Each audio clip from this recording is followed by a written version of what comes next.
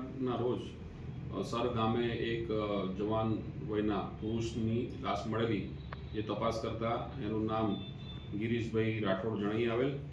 ઉપરોક્ત મરણ જનારની હત્યા પાછળ તપાસ કરતા જણાઈ આવેલ કે મોવિયા ગામમાં એમની બેન છે જયશ્રીબેન, એમનું લગ્ન થયેલ અને એ એમના પતિ અજયભાઈ જોડે રહેતા હતા અને અજય સાથે અણબનાવ બનતા એ પોતાના રીસામણે પોતાના ઘરે આવેલ અને ત્યારબાદ 1.5 મહિના પહેલાં અજયે પોતે આત્મહત્યા કરી લીધેલી, જેથી એમની માતા છે સોનલબેન, એમને ખૂબ જ મનમાં લાગી આવતા કે મારો એકનો એક પુત્ર મેં ગુમાવી દીધેલ છે અને એનું કારણ જયશ્રી છે, જેથી કરીને મારા કુટુંબમાંથી એકનો એક પુત્ર ગયો, તેથી હવે હું જયશ્રીના ભાઈને પણ મારી નાખીશ એવું અવારનવાર ઇન્સ્ટાગ્રામમાં અને ફેસબુકમાં પોતે લાઈવ થતા હતા અને વિડીયો વાયરલ કરતા હતા.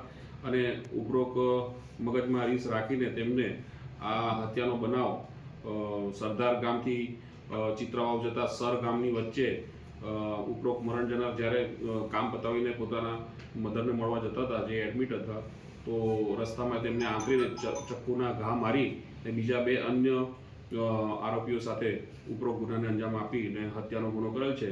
તપાસ આજીડેમ પીઆઈ કરે છે. સાહેબ, હત્યા કરનાર છે તેમના હાથમાં ટેટુ પણ તેના દીકરાનું ચિત્રાવેલું છે. વાત કરી છે, મારો સાવજ એમને લખીને ઉપરોક્ત મરણ જનાર પોતાનો પુત્ર છે અજય, એનું ટેટુ ચિત્રાવેલ છે. એની પાછળનું શું રહસ્ય છે? કેમ કે બદલા લેવા માટે કે શું હતું ખાસ? ઉપરોક્ત આરોપી છે સોનલબેને ખૂબ જ પોતાના પુત્ર પ્રત્યે અદમ્ય લાગણી ધરાવતી હતી અને એકનો એક પુત્ર ગુમાવી દેતા એના મગજમાં સતત વિચારો જ આવતા હતા કે મારે બદલો લેવો છે અને એ વિચારને એને 1.5 મહિના સુધી એમને વિરોધમાં છૂટતા હતા અને એના અંજામ આપવા માટે એ આ કૃત્ય કરેલ છે ને પોતાનો બદલો સંતોષેલો.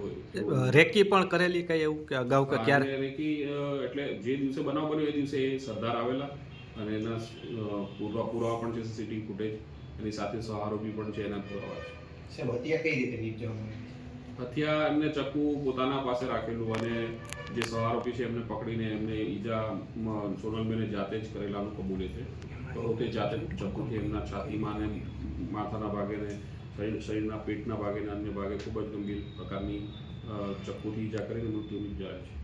સોનલબેનના પુત્રએ સુસાઇડ કરવા પાછળનું કંઈ કારણ સામે આવ્યું હતું સાહેબ? સોનલબેનના પુત્રનું તો આ જ એની જે અગાઉની પત્ની હતી જયશ્રીબેન, એમની સાથે અણબનાવ બનતા હતા અને બીજે પણ ક્યાંય લગ્ન નહોતા કરવા દેતા.